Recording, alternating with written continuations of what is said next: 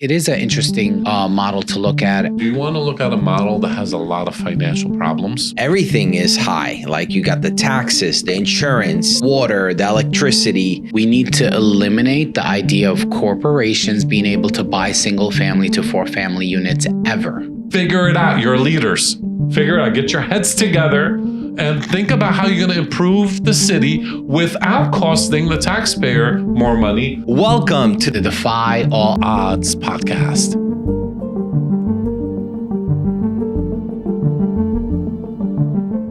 All right, guys. So today we have some topics that we'd love to cover. And let's just give a quick summary, and then we'll tell you about some of the things we're working on, and then we'll dive in to each one of those articles. So the New York Times wrote something about Jersey City being a national model for housing. We're going to look at that. Apparently, Mondani is looking at Jersey City to copy some of the infrastructure there. But then Jersey City at the same time has a $255 million budget hole. And I'm hearing that it's actually going to increase. It's actually worse than that. We have in the United States, we have a problem with electricity. We're going to look at that specifically in New Jersey. The National Association of Realtors now requires members are no longer required actually to be part of the MLS. It used to be where if you are a member of the National Association of Realtors, you have to be a member of the MLS. San Francisco landlord puts a highest and best, not on a property for sale, but on a property for rent. And we're going to look at that. There's talks and buzz around Hollywood East. And we are sitting right in the center of it. Hollywood East, we'll talk about the New Jersey film boom happening in Bayonne and beyond Bayonne as well. We have the World Cup in our backyard also, the 2026 World Cup and how that's impacting Airbnb pricing, property tax appeals. And also we might touch a little bit just to set up the next podcast on evictions. There's the essence of the Daniels case. We'll look at that. But let's first talk about what we're doing at Provident Legacy. So we are 14 years in business as Provident Legacy Realtors. And we are now expanding, and we're expanding. We're talking to independent brokers about this expansion. You run a business, you got to run it for at least 10 years. At least 10 years, if you have the bandwidth, the stamina to survive the brutal realities of a business, especially the real estate brokerage business. If you could pass the 10-year mark, that is a great achievement because then you could look at what's next. And so we're 14 years in, and it feels like we're just getting started. It feels just like we just learned enough. We learned enough information. We've gotten the business down packed from every angle of the business, working with agents, working with brokers, and the laws and the boards and the MLSs and all the nitty gritty details of running a brokerage. Now, 14 years in, we're having easier conversations of expansion. In fact, we are expanding to Cape May County. You heard that live on the show coming up. That's coming up next. So we're really excited. Jacob, you can comment on that too. We have the referral agency. Let's talk about that. We have the real estate licensing school. All these things working together, expanding Provident Legacy, putting a powerful footprint of this company across the state of New Jersey. Let's not forget Georgia too. We're up and coming in Georgia as well. And so, Jake, talk to us about part of our identity, right? Part of our identity, how we started the brokerage, why 14 years, long it takes us to get to a place. It just everything kind of falls into place naturally. And Sometimes we can't really push certain things. They have to align in a way. So we're very fortunate to survive and thrive within the last 14 years. But we touch so many people's heart, and we've established a really good community. In fact, what you're wearing, the jersey, Provident Legacy sponsored a team for our local team in Bayonne. It happens to be in Bayonne, but we've done that in Cliffside Park. We've done that in other offices where we've done sponsorship with the community and teamed up and allowed us to really service our community even more. So that's kind of where it started. And then it went back to education. So we started not only teaching our agents, but teaching the people that are interested in agency and being a broker or being a realtor. Which led to the school, by the way. Which led to the school. And led to this podcast. If you think about it, at the end of the day, it's education. It's a form of this used to be the school office, right? Yeah, like it has a very reminiscent This history. is where we sat with students face to face when our school was face to face. It was in this room. Now it's all online, and thanks to the changes that happened after COVID to allow New Jersey schools to move into online abilities and on-demand, and in our case, on-demand, which is very, very exciting. And that school already had over 1,000 enrollees, which is since COVID, incredible. Yeah. And we've licensed already some brokers, even right from the school. Many brokers. And so we felt like the next step from there is to have a referral company, because not everyone would love to be a real estate agent. It's a grind. It's something that you have to really believe in, defying all odds to be successful. And that's new. Like the referral company is a 2026 launch, right? That's right. It launched January, and it's exciting because you get to stay in the Provident Legacy ecosystem. You can stay with us, even if you're not selling real estate and you can't sell real estate right now because you're doing something else. You have another job. You put your license in referral. Right. And you're still in touch with what's happening. So that way, when you are ready, you can make an easy switch and activate your license as a salesperson, but you're not also lost in having to start from scratch. The benefit of being in an agency, in a referral agency, is that you don't have to pay all these dues, the MLS dues, the board dues, the keys, this, and there's so many things you got to pay for to stay active as a licensee. If you're having a year or two where you want to disconnect from real estate and not have to pay these fees, you join a referral agency. And so that's what Provident Legacy referral is there for. But it's different because you stay connected. You stay connected to the education platforms we have. You stay. So one of our biggest goals this year is to really expand into more communities. So that's why this Cape May office is coming to fruition in Ocean City. And we're very excited about it, but that's not where our excitement ends, right? Where we want to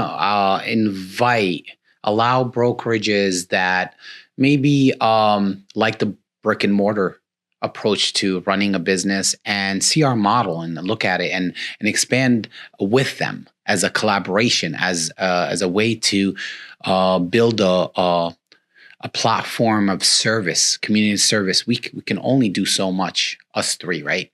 Yeah. Even if we're all broker managers, right?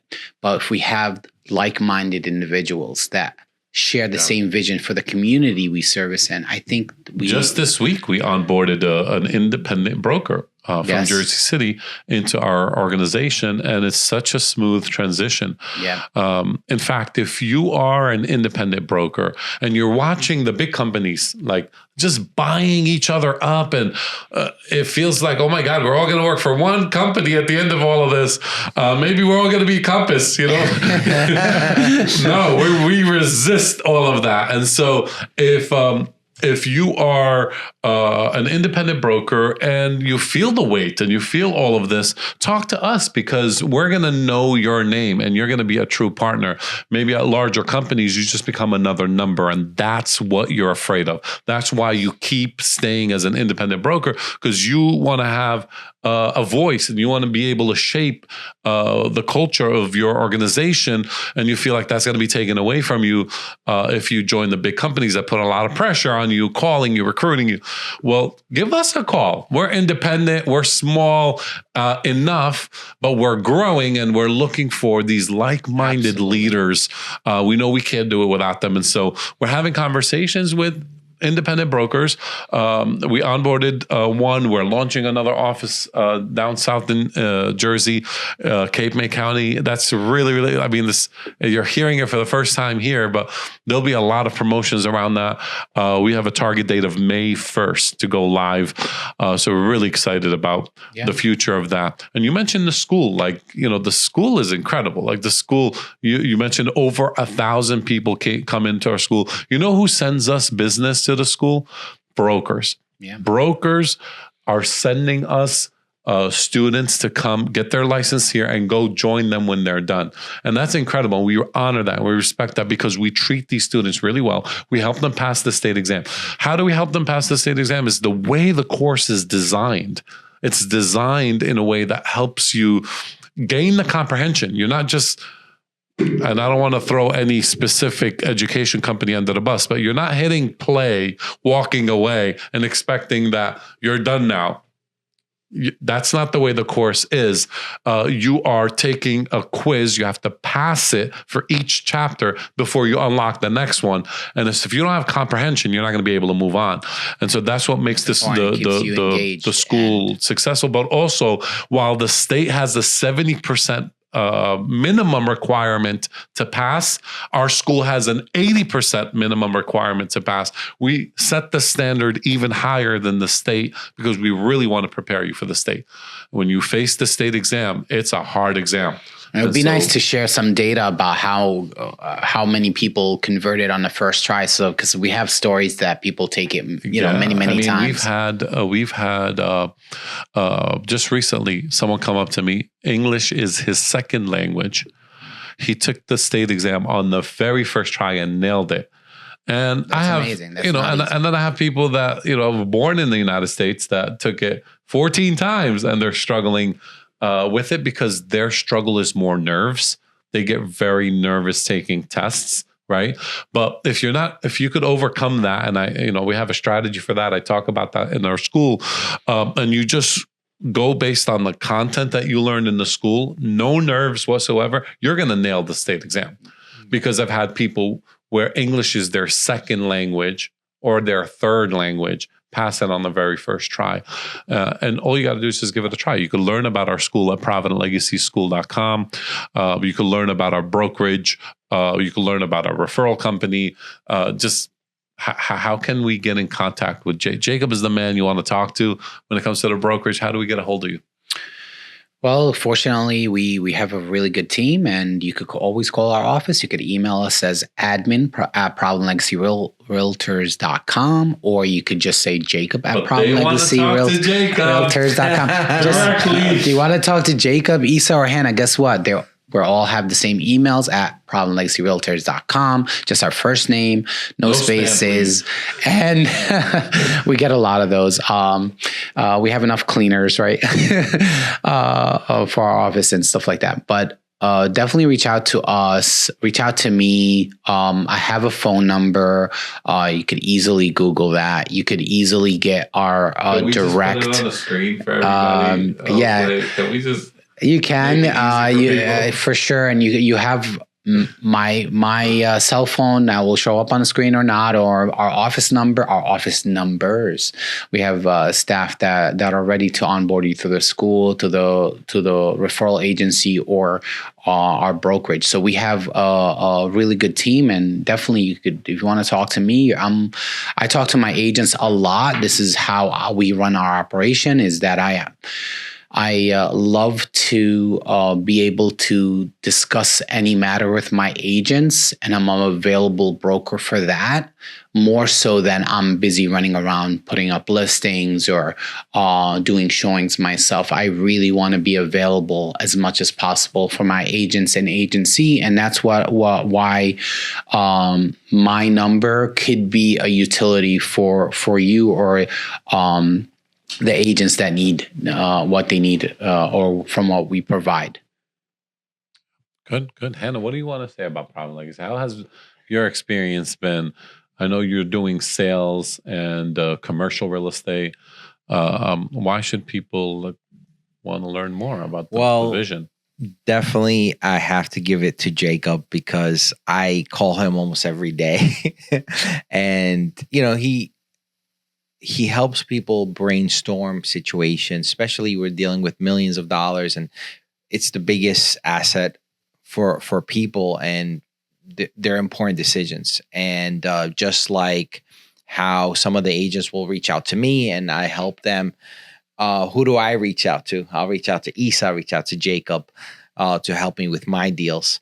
So for me, that's, you're not going to get that anywhere else. That level of personal service, right? Where you're at EXP or wherever you are, where you have thousands of people and you don't even know who your broker is, and all this confusion of that. But I want to be an avatar, right? One big thing I want to, we have a lot of amazing things for somebody that's new, that's starting out with, in the business.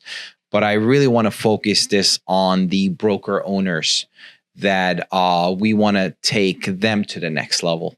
I think we have something amazing. Our technology, our these things that we built over the years. We call it the Provident Legacy way. Yes, right? Yes. Provident Legacy way. And I want to share something important because I think most people understand or have heard of when they get into anything, whether it's boxing or car racing or dancing, whatever it is they're into, there's a boot camp usually, right? The boot camp, though, has a certain time limit. It's 30 days, 2 weeks. Ours is like it's infinite, right? It's like this is our boot camp every day. So it's a kind of it's easy to be sold on a boot camp. That's hey, join us. We're gonna do this, and that, and it stops after 30 days. It literally stops. And I've had the agents come in and say, they promised this, and that, and it did come. They delivered on that promise, but it stopped. It doesn't continue thereafter, and it doesn't cater to your availability. Guess what? If you join today, right, and you're learning these things, sometimes things come up in your life where you're not gonna show up on day number 6, day number 18, and you're gonna miss important feedback. Well, can you revisit that boot camp? Can you go back into the boot camp? Maybe there's a charge to re-enrolling, but life doesn't work like that. Sometimes you'll need to fill out a contract today, not 7 days into the boot camp of learning how to talk to a client. So I remember one person we recruited. I can't remember the company, but he tells me like, we have to write a contract now. And my broker said, let's schedule a meeting, and it's like in 2 weeks from now. Like, let's sit down. Yeah, I'll get you on my calendar 2 weeks from now, 10 days from now. What happens to the contract that you need to write now? Yeah. They're going to use another realtor. So that's why we have onboarding kind of normal structure for somebody to learn how to do that. But on top of that, because some people will not watch it the first day they join, right? Yeah. But they can always say, Jacob, I have a contract. I've been on calls at 8 p.m., 9 p.m., going through some scenarios, right? So that way the next day, when it comes Monday, when the attorneys are now look at their emails and see all these things that they have to review, contracts in particular, your contract is there. Yeah. Filled correctly. And as you guys could see, like we could go forever about Provident Legacy. Correct. Yeah. It's just we're passionate about what we do. But let's jump into the story. So we're going to go through them rapid fire, right? So one of the feedback we got is like let's not dwell too long on each topic because we could keep this podcast running for hours and we don't want to do that. But we do want to look at some of these hot issues. Jersey City, the New York Times writes about Jersey City being a national model for housing. Do you agree? Do you disagree? Mamdani apparently is studying that housing model. And so it's a great highlight for Jersey City, by the way, because the housing market is booming. This is great for investors. I don't know how much Mamdani is going to be able to capture out of that for New York, because I think Jersey City learned a lot from New York and attracts a lot out of New York, right? But why does this matter? So Jersey City is being used as a template policy, right? But let's look at the reality on the ground. We have a lot more buildings. We have high rents in Jersey City, very high rents, amongst the highest in the nation. We have mixed reviews on this from long-time residents. Maybe the new people love it, but the people that have been there for a while are not crazy about it. But here's the interesting thing, while they're being highlighted Jersey City as a national model, just a few days ago, we learned about a $255 million budget gap that Jersey City is facing, and then the current mayor is blaming the old mayor. But the reality is this deficit is actually getting worse. Some people are saying it could be up to $1 billion of a deficit. And so besides the blame game that's going around, it needs to be addressed. And who is stuck with this? The residents. How do the residents pay for this? Yeah. Through the increase of tax, right? Well, let's look at it, and we talked about this a few times in the podcast in different points or different angles of this, and it has to do with just look at the nation, look at the United States, look at like the top towns or the top areas. What comes up? What is the highlight of New Jersey? We talk about a lot of the schools being good, generally on average in New Jersey. So a lot of population growth there because of that.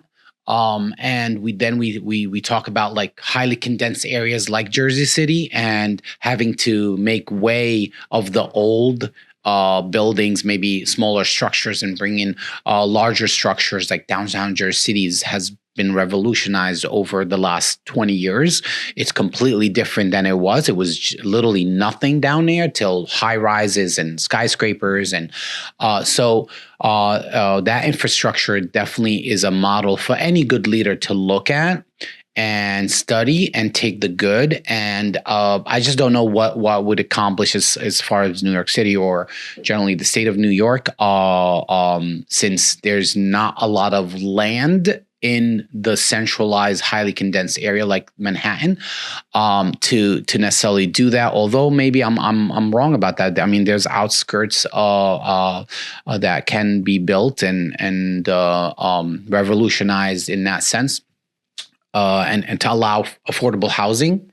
It's very important for to service the entire community, not just like a particular class or group. So Jersey City is amazing in a sense that they have these smaller sections of Jersey City, and they're all a little bit different demographically. But and even the price, like you could literally walk 10 blocks down or away, or not a couple of blocks, and then be in a highly desirable area because of the access maybe to the transportation or New York, etc.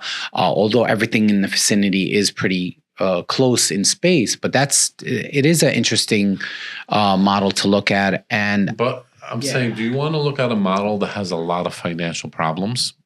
Right. So I think, in fairness to the New York Times, I don't know if they knew about these problems. They're just coming to light now. Yeah. These problems matter because what's going to happen is it's going to put pressure on increasing taxes. That's what ends up happening. It's just you're going to raise that. Now, a mayor hasn't raised the taxes in years. It's supposed to be raised, but let's say they don't raise taxes. What are they going to do? They're going to cut some services, employees. Like you have to have a balanced budget for our city to function long term. Otherwise, you're forced to sell. You're selling assets. That's what they're saying now. The current administration is saying, like, we got away with this because we kept selling stuff. We would get federal aid one time. We would sell land. We sold this land and that land, and hundreds of millions of dollars came in to cover that. But those are one-time things where the tax is reoccurring. I see there's some kind of like running a business that's not maybe doing well the first, second, third year. Like it could be an administration being at fault. I'm not saying that it is or not. I'm not sure of the exact type of, but just an overhead view of something that is not going right. Somebody needs to actually focus and fix it and allow it to be fixed, because that 255 million or higher, it's still a substantial amount, but for the budget of Jersey City as a whole, it's not substantial in that sense. So can it take 2 years to 10 years to fix it? Of course, it's not like doomed in a sense, but we want to bring it to people's attention so they go to their representative and be able to put in their inputs, go to town halls and bring up those issues, so that way we get the right people that can solve those issues before it goes kind of way south, kind of just like any administrator or any state. So there's a lot there. Well, first, I will start with Jersey City in terms of being the most diverse city in America. It's usually rated number 1 or number 2, higher than even New York City, because New York City, the population is so big, 8 million people compared to Jersey City. That's why it ranks higher. So I think from that perspective, it's a nice case study to look at, but obviously the rest of America is not as diverse, right, as Jersey City. But you bring the challenge of the actual numbers, which I agree with you. I think we need both in terms of like the actual budget. So we're seeing more buildings, we're seeing higher rents. And the thing is, these new buildings are built, they're luxury buildings. Like, we're not seeing enough affordable housing that's being developed that, and it's usually promised. Yeah. And then it's to be built last. Yeah. Right. So let's build all the luxury stuff first. Let's say you have 20%, you have to put 20, 30% of your development for affordable housing. You would build everything else first, and then you do that last. But we're kind of solving the problem a little bit, but 10 years from now or 15 years from now, or whenever the building is done.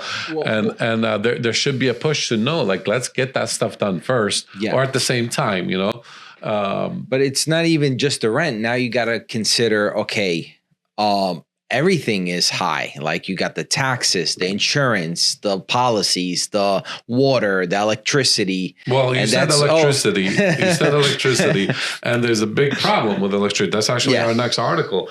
What's happening? The electricity what is happening, rates guys? Comment. Tell us what's happening with your electric bill, because I know mine is high. I know the office is high. I know that individuals are suffering because it's high.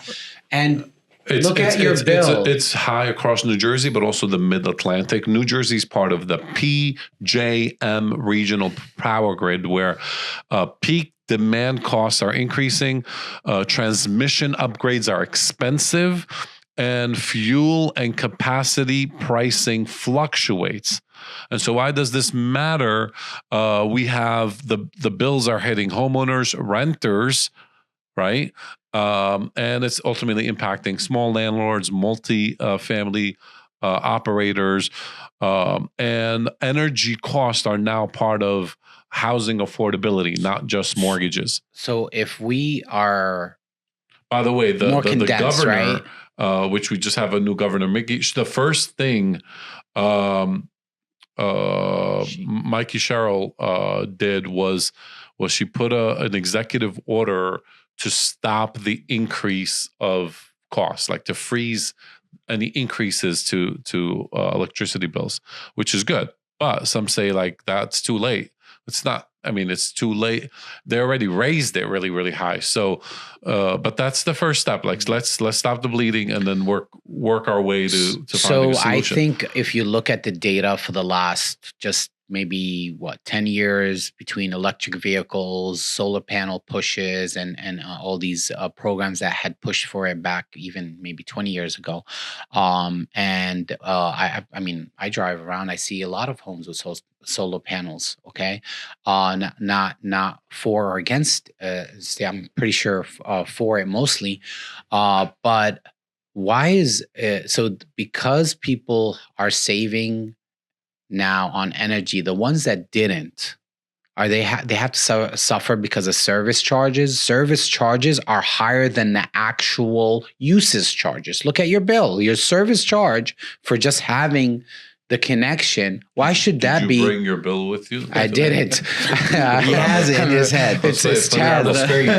Yeah, but like you see, it's anybody that opens up their bill. It's not like it's not common knowledge that they're broken down between wattage, even in the water usage in cubic feet, whatever your usage is there. But the service of that to your house is so high. Why is it so high?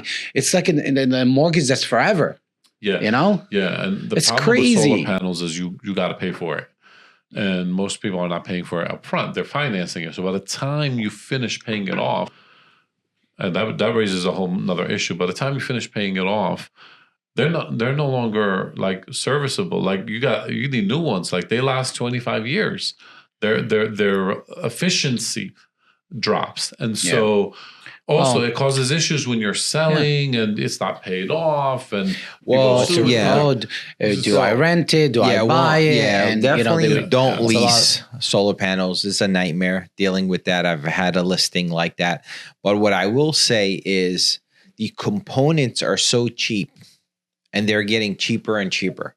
Where I'm even thinking like when I buy my house, I might just buy the components, get an electrician, and get this thing working. We don't need all those calls that you probably get a lot. When you buy your dream house because you already own a house. Yeah. Well, because I'm in a condo, so we do have a flat roof. We could technically do it, but and we have the other roof. Requires HOA approval. Well, I'm the president, but we all are. Yeah, we need on the same page. It is something important, it's but tough. I think in a house setting it would be more efficient because I'm using all that square footage for one house versus a building. Then now I have to split it.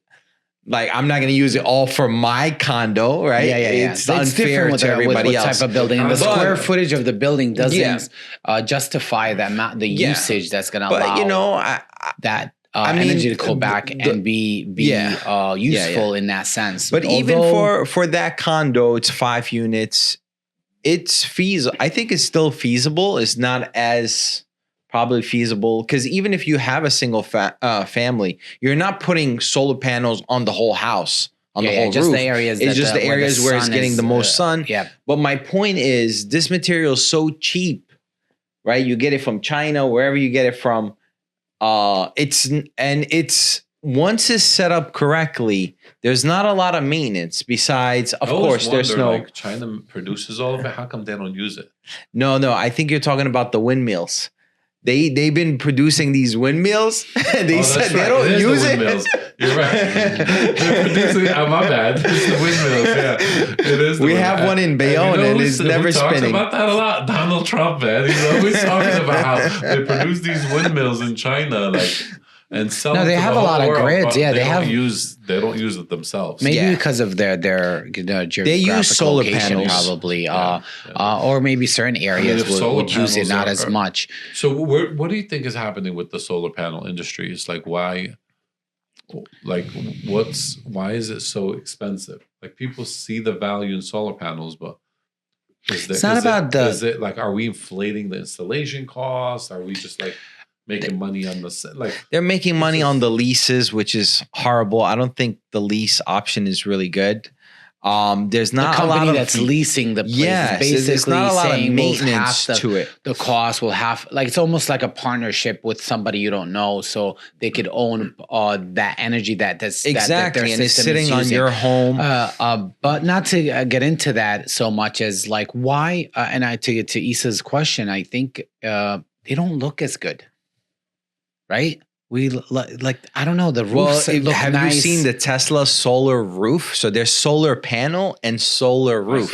So now the panels like are connected. So when you need a new roof, how is it I didn't get into that. Obviously, you would have to need a new they roof. look really and nice. Instead of the solar getting roofs. a new roof, is there a way to, maybe it's not publicly advertised as much, but is there a way where the public can know more about, hey, this is not only efficient or because you're going to renew your roof anyways, but this is going to actually create energy, and it's also not as expensive or just as expensive. I would imagine because they're bringing value to the house, that it would be something of an upgrade that people, but roofs are generally what, 15,000+, right? To redo a whole roof. So some roofs are. That's the idea. So where is technically Tesla or any company that's producing these panels?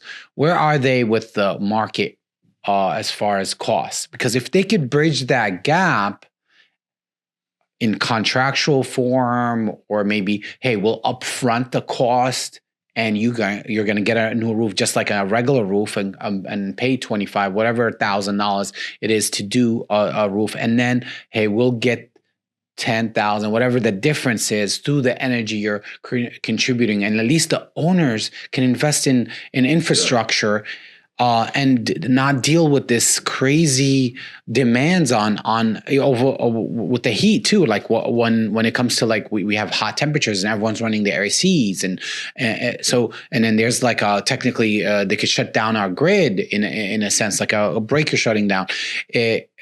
Wouldn't having all these solar panels be beneficial for those that don't, right? Shouldn't the bill go down for those that don't as well? Because they're not putting a lot more pressure on the grid. Like, it's just something is not making sense. I'm not an expert, obviously, but somebody has to be commenting it down and telling us, hey, you're wrong about this, or you're right about this, and then look into this, and let's talk about it. Let's bring it up to. There are a few extra topics I want us to just touch. National Association of Realtor membership. Your membership with the National Association of Realtors is not requiring MLS access. They're moving that to boards to decide, local MLS boards to make those decisions. So like it's a freedom of board choice. Like, you could join on the MLS. You don't necessarily have to be part of their board or their associated. The board they're associated with. Yeah. So board choice. Yeah. So this for the people that are listening in and maybe like, what is the MLS? What is even a board? So we know the National Association of Realtor. You don't know that. Yeah, well, hopefully it's not just those viewers, but the National Association of Realtors is just another venue to get into real estate. It's an umbrella that you go under, or you become like salesperson, state real estate commission, just licensed as a salesperson, broker, etc., without having to be a board. So people can distinguish between either you're a board member or non-board member, which is fine.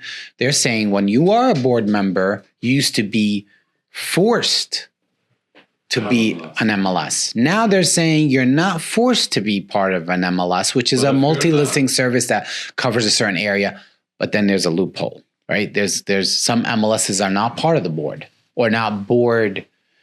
They don't have the designation of a board, right? Is that how you would phrase it? Some MLSs are owned by and operated by the board that governs them. Some are independent of boards. Yeah. I mean, I think the reality is it's good news, because then agents can be part of a board and be part of a different MLS that they love the governing board of the community they service, and another MLS of a business they run real estate of another town, county, etc. So that's governed by another MLS, right? Anytime you give choice is a good thing. I'm always for that. Yeah. When you give board choice, because not every board operates, local board operates. Shout out to the Liberty Board, by the way. I'm a director on the Liberty Board of Realtors. look We at like the Liberty Board. education that we are doing for free. It's just amazing. And so I love what we do at the Liberty Board. We're an amazing board. I think we're the best board in all of New Jersey. And everybody who's a member of Liberty Board, I am part of three. Well, was part of three. I might be part of three again. Different board. And I gotta say, the Liberty Board is it's just a little bit more accessible. yes, Accessible. accessible, Yeah. and that's important because you want to be There's an infrastructure that works. You're paying $500-$600 a year to be part of, to use the logo, to be called a realtor, Yes. and you want to connect with the local, state, and national leadership. And so you start with local. And if your local board is inaccessible, you know how inaccessible everybody else is going to be? Yeah. By the way, shout out to the President Ball. I really enjoyed. My wife went. I know a lot of us went from Private Legacy, and it was fun. Yeah, we throw a party every year. And it was nice. It was very refreshing. Exactly. Yeah, going it's around good to see and, other agents and agencies just be there and connecting. It's kind of like our world, right? Yeah, like and I feel like they took it up a notch this year. They had all these extra stuff, like even the hallways, and I just thought it was cool. And yeah, but hey, we're waiting for your pictures, by the way. Where's the pictures? They're not up yet. It's been a couple of weeks. Photographer, is a little lazy. So if you're watching, no, man, no. I'm sure there's a lot of pictures. He has 7 other jobs to get to. No, they probably took thousands of pictures. They have to go through. Yeah, more than thousands. It's more than thousands for sure. But hey, if you're watching, just get them up. That's spice right quick, there. There is a San Francisco landlord who did a highest and best on a rental. Okay, that is a where you come and you put your best offer for an apartment. Yeah, as if it was a sale. Can I get in on this? There's some legal scrutiny around this. Yeah, because there's some pressure in New Jersey where we are, and it raises questions about fair housing. Maybe discrimination concern, like if you have more money, yeah. How does that affect people? Like just learning about that. Like we know that it's the highest and best. We hear that a lot in sales, and it has to do with understanding the verbiage of highest and best. Highest means highest offer, right? Best means best conditions, best terms, best lineup of when do you want to close, when they want to move in, do they want the property vacant, they would accept tenants, if they're going to do a appraisal, well, sometimes it's a cash offer, right? They don't need to necessarily do an appraisal. So all these things, contingencies can be isolated to make their offer better, and that's we've been highest and best for a long time now like more so than ever, right? But with renters, highest and best is, to me, it's, as a broker, I don't feel like that's good for the tenant, because then you're competing people to get an apartment that's advertised for $2,000, let's say. Now people are going to advertise $2,000, $2,500. And those become comps for other landlords. Yeah, it becomes comps, and it raises everyone's prices. Yeah. But not even just that. It's just the best part. Highest, I understand a little bit, but the best part means, oh, I'm just 2 people. Oh, I'm making this amount of income. I don't have dogs. I don't have pets. I think the best part of that approach is really bad. It's to me, it's a little bit on the discriminatory side and isolation side, which I don't like. I like for a landlord to be able to pick from the list of group based on, hey, are they going to be good tenants with me? And not worry about like, oh, I'm going to get the best price. I'm going to pick this person because they're giving me the highest price. Or I'm going to pick this person because they don't have necessarily X, Y, Z. Yeah, it's tricky. Or A, B, C, D. It's tricky with renting. I mean, we're going to talk at the end of this, and in our next podcast, I want to try to see if we could book a guest on. When we talk about rentals, there's this big E word, evictions. Yeah. We're going to cover that and like the headaches of that. But yeah. Yeah. Can I share a couple of things about evictions, but also highest and best? I think I like the part of the highest just because I tie it with something else, right? Like I feel like if I put a listing up, or even a rental listing, I have a few rental listings, which ties in probably in our next topic about the World Cup. But the part that's important is having a lower amount on the market brings the traffic in, right? So I feel like it's a good idea in the sense of the highest, not the best part, just the highest. Yeah. Hey, so because like you put something on the market, if it's not renting, it's too high. Now you have to adjust the price. But hey, if I could put it 10% lower than the market, or 20% or 30, as aggressive, the more aggressive, the better, because then I'll eventually get the price that I want or what it's worth. The only good thing that's happening right now is that there's not like a low supply of rentals for it to be a big case, whereas with sales it's a big case because the supply is still low. And demand is still high with renters or renting in the areas. You have so many options that the supply is still okay enough for it not to be a big deal. If their supply wasn't there and there's a lot of demand for rentals, and that becomes a thing, like everything's going to be like, hey, I'm going to offer this landlord higher because I want it, then that becomes more of an issue. Well, I feel like the rental market has changed a bit. Like I'm seeing things sit on the market longer. Yes. There's a lot of people just like window shopping. They want to move, but they realize like, you know, they have to pay the security deposit. They want to negotiate, and I'm negotiating like even with the who pays the realtor fee and all that to make a deal happen, right? We are getting a lot of interest, like our marketing is working, but people are not.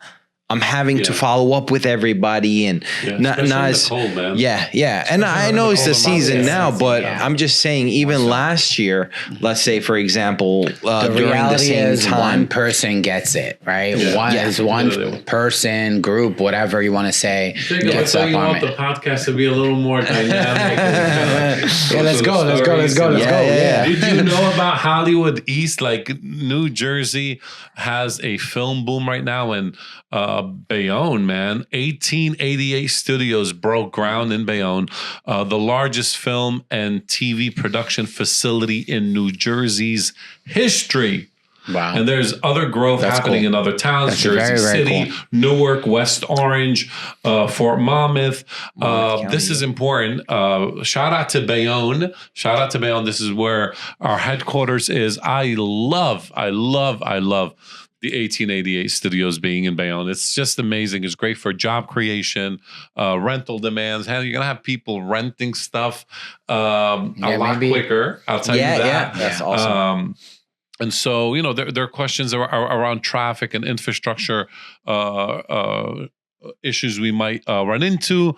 But property values, along with, you know, Bayonne getting the ferry finally off the ground, ferry service to Lower Manhattan, that is a huge deal. And so they've been talking about this ferry forever. I actually looked at expired listings yesterday from 6 years ago that say ferry coming soon. Wow. 6 years ago, it's still not here. Finally, they broke ground. There's a lease with there's a contract with New York Waterway, I believe, that's going to operate it. And they broke ground. There was a ribbon cutting. The mayor, the people, they all like showed up to this thing. And so I think it's finally happening, this ferry thing for Bayonne. But finally, shout out to Bayonne. We're putting Bayonne on the map. Bayonne is a blessing. We grew up in Bayonne. So back to Hollywood East. And so by the way, 1888 Studios broke ground, but Paramount Studios signed a 10-year lease with a 10-year extension on only 1/3. So I'm hearing, and I'm not supposed to know who, but some big company, like one of the icon companies you see on your TVs, I don't know who, is in talks right now for maybe the rest of the space, or at least another 1/3 of the space. So it's really like 1888 Studios it's going to be booming even more. So we know Paramount is locked down now. They're going to be there for the next 10 years and potentially another 10 years after. But there's another big player in the talks right now for the rest of the space, or at least for another 1/3 of it. So keep that in mind for Bayonne. Awesome. That's awesome. Yeah, I think this is great for Bayonne, and it's a lot of growth, and they're changing, and the ferry as well. Like, we're super excited about all these things happening to Bayonne. Awesome, man. Okay, so let's move on. We have the World Cup 2026, and so it's happening in our backyard, and the New Jersey Airbnb market and the pricing of it is going to see a massive impact. So what's happening? Airbnb listings near MetLife Stadium are asking for $13,000 to $17,000 for a weekend. I mean, if you're in that area near the MetLife Stadium, you're allowed to do Airbnb, you could cash in big. This event is going to drive a lot of traffic. A lot of money is going to be spent, but definitely short-term rentals are going to impact long-term rentals, because you have to kind of keep the units available.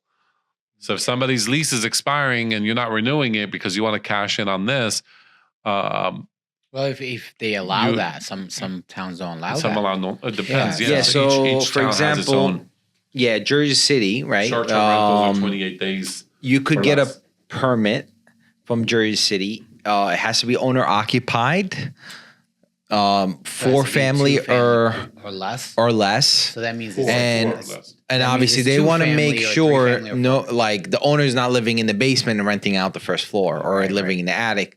Right. They want to see where the owners live. They want to see that unit, and they want to see I the think unit the most that's being interesting rented. part of that is you the know. fact that it's in our home. We're home field. Yeah. The finals, right? New Jersey, MetLife Stadium, which is in technically Secaucus, right? Secaucus, New Jersey. I'm not sure what town is MetLife. But, Is it East Rutherford? The Rutherford area, I believe.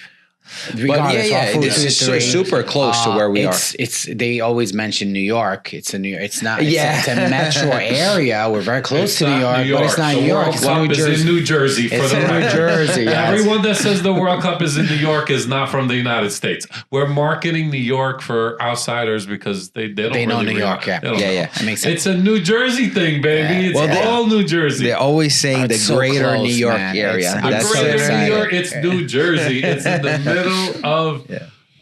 North Jersey. I mean, this is all Jersey, nothing New York about it. It's all New Jersey. The World Cup belongs to us, New Jerseyans. And Well, they're we're gonna have rooting some. the way. They're gonna have some games in Mexico and also, I believe, there's- Canada there's and some. everywhere, Yeah, but like the absolutely. World Cup, man. Yeah, That Final match. yeah. The final match. Imagine Final Jordan match. is in the final match. Oh, that In would New be Jersey. interesting. Yeah, that'd be- Jordan made it to the World Cup. The little country of Jordan, the size of New Jersey, where we grew up. And there's a big story behind how we grew up there that we wrote about it. Go back to Your Country, the book. It would be special. It would be really It's special to see them a move country up. that's been Go around Jordan. for not even 200 years. I'm Hey, like let's- thinking it's like the Jesus times, like like Oh, it's, yeah, it's Jordan zero. existed way, Yeah, but it yeah. was called so many different things, and it was But it called tells you, it Path doesn't of matter Jordan. how long and- your country existed. If your players suck, you're not going to make it to the World Cup. Exactly, and having Something's the happening first in Jordan. year- Something's happening in Jordan Yeah. with the players there. yeah, that's They're getting amazing. That's different awesome. teams, Like, proper- Because you're It- only selecting like 1/4 of the countries available. So you have 200 plus countries. They're all competing to be in this, and there's different every continent has a certain number they could have and they qualify. But to have 48 teams from all over the world and having Jordan being one of them, I'm excited. Absolutely. It's incredible. I hope they could go to the playoffs. That's really one of the biggest hopes that go to a playoffs. It would be really nice to have an underdog win. Like that would be so cool. Yeah, but they have to. Yeah. Not only Jordan, but other different teams. Like Jordan is one of them. A, team B, team C. Jordan has team A. Well, the World Cup is happening in New Jersey. Yeah, But speaking of New Jersey, there is a change in tax appeals in New Jersey. So if you want to appeal the taxes you pay on your real estate, the fee went from $5 to $50. What's important about that is not necessarily the fee. Guys, do tax appeals if you can yourself, or hire an attorney to do it for you that's localized, because you don't want your taxes be defaulted into a rate that you're overpaying for taxes. And so tax appeal is important. Go prepared. So get comps. Look at what your neighbors are paying. Find the ones that are paying the least amount of taxes. Explain to them how come they're paying this much and I'm paying this much and I have the same exact house. And taxes are public information. House, right?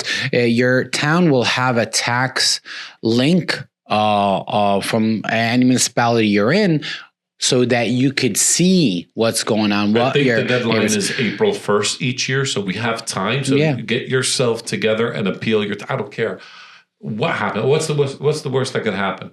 What's the worst? No. They increase your taxes? No. Maybe. That's what people are afraid of. Like, oh my God, I'm going to go to an appeal. And instead of rejecting my appeal, they're going to say you're paying too low.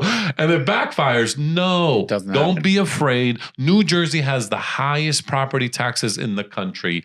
I think when we fight for our bills to be lowered, it forces the city to think wiser about how to spend money. Like everybody has great ideas about spending other people's money. But if they start spending government money like it's your own household, like it's your own money, you make wiser choices. And so we force politicians, we force regulators to start like being wise with the taxes they already collect. And just fight, guys. Fight for your taxes to be lowered and fair, right? I'm not saying you're paying low and there's like you want to get it for free, but just fight for fairness.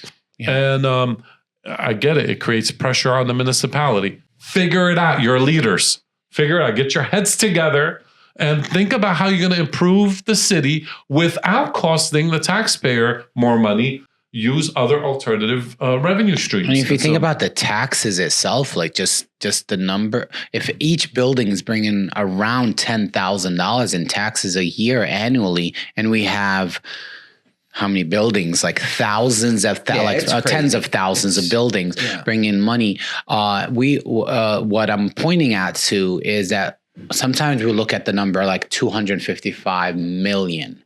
But the person doesn't look at that number. That's a huge number. That's a life-changing number.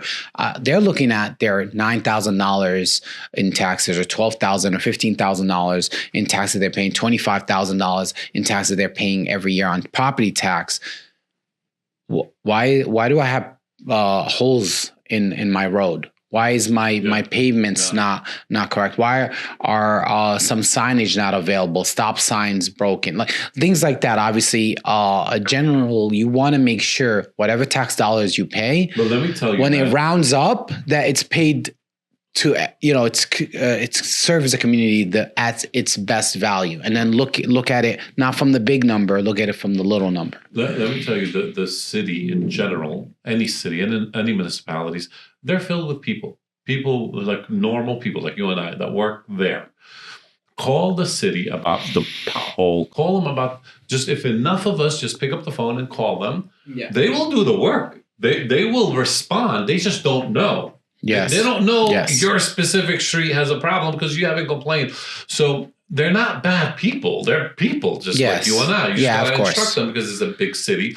And so if enough people make calls, enough people engage with their cities, they'll have a better quality of life. That should be the highlight, really. That definitely important for you to be involved when something is not right. Now, I'm not saying let's be like Florida, but I love the idea that Florida's saying we want to eliminate taxes on primary residents, not investors. If you're owner-occupied single family, you're exempt. Wouldn't that be nice? That would be nice, That's awesome. Well, before that could happen, we need to eliminate the idea of corporations being able to buy single family to 4 family units ever. That's the problem. If you're a business, you have 3, 4, 5 houses, 10 houses, 20 houses, fine. But for a corporation to have 500 plus residential units, thousands, we talked about it in the past. I think that's morally wrong. I think Trump just did something about that. This talks is a proposal, but let's hope that it becomes actual law. But what happens with the houses they already own? No, they liquidate them. They sell them to people that are in need in homes. There's a home deficit right now. Why we have a problem with housing, because BlackRock bought up a whole bunch of houses. Corporations started to single family houses.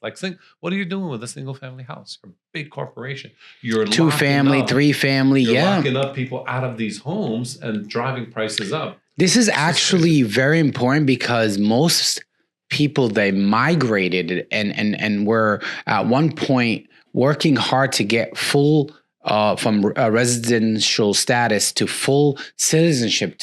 They bought those 2 family houses and worked their butt to fix it and keep it and bring it to an income level so they could afford living and afford the lifestyle. And now that's that like dream, the American dream of owning, starting from nothing. It's now harder because that you can't even buy a single family home in our area under 400,000. You'd have to get a condo. 400,000 I'm not talking about $50,000 back in the day, 25,000 to own a single family. It's not about the price itself. It's just about the fact that availability is not there. And why is that so? Everywhere in town, maybe congestion towns like Jersey City, Bayonne, stuff like that would always have the prices be higher, but all our suburbs are high. Yeah. That's where are we gonna go? 2 hours to into another state to work in the New York metro area. That's ridiculous. There are enough houses. It's just who's owning them and why aren't they not available to our buyers? Yeah. We're going to close out the podcast, Jacob, with the Daniels case for the eviction, because that's going to set us up for the next meeting. We're going to invite a brand new organization, the Fair Housing Action Network. The 2 Annas, I call them. We're going to try to get one of them to come. But here's the situation with the Daniels case. So the Daniels faced eviction from the Kingsley Apartments in Essex County for unpaid rent in 2024. The landlord obtained a judgment against her for $5,482.31, but then claimed she owed $6,836.88. So Daniels argued she had sent 2 checks that weren't properly applied to her account and offered to pay $1,500 with assistance for the remainder. The trial court sided with her in May 2024, and when the landlord appealed, the appeals court affirmed the decision in December 2025, establishing that tenants only need to pay the exact amount listed in the judgment of possession to stop an eviction, not additional amounts landlords claim are owed. And so this opens up this whole conversation on evictions.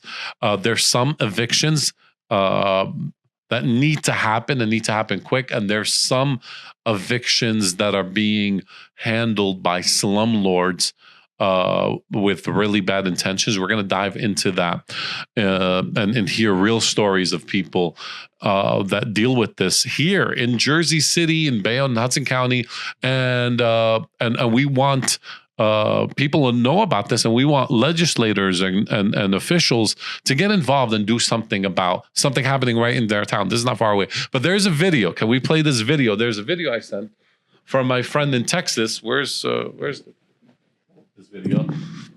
And we just want to get your reaction to this in general.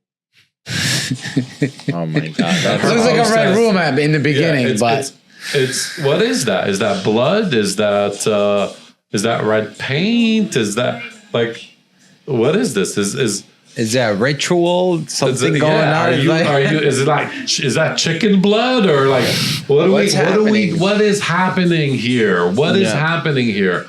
And so there are people that are being unjustly evicted, but we can't even talk about them because we're seeing people, squatters, professional people that go in and live for free, don't pay their rent, take forever to get evicted. And when they're finally evicted, they will destroy your place, making it harder for landlords to want to be landlords, right? Harder for good landlords to want to be landlords. And so then you invite slumlords who don't mind the mess because they just want people to live in the building, and if something breaks, it's on them. And so we're going to have a big conversation about this in our next episode, so stay tuned for that. But wanted to get your reaction quickly to the video. Yeah, no, I think this is crazy, and it's like I've dealt with situations like this, and the crazy part of this it's not worth it for the landlord. It's not worth it for the tenant. The whole eviction thing.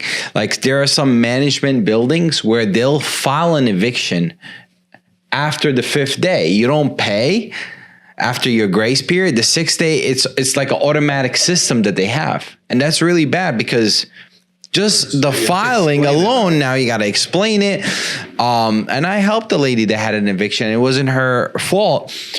But I had to send 50, 60 different applications, some sight unseen, which I know you should see the place first, but it's just like, hey, if you're not going to approve this person, you need a house. You need a place to stay. I need something. So it's really tough, A landlord could really destroy a tenant who doesn't pay rent on time.